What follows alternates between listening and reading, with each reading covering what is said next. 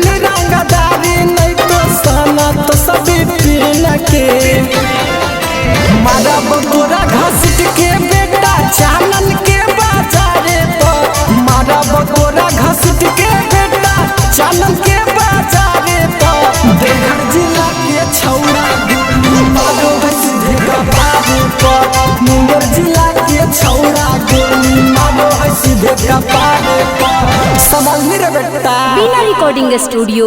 Sheikhpura.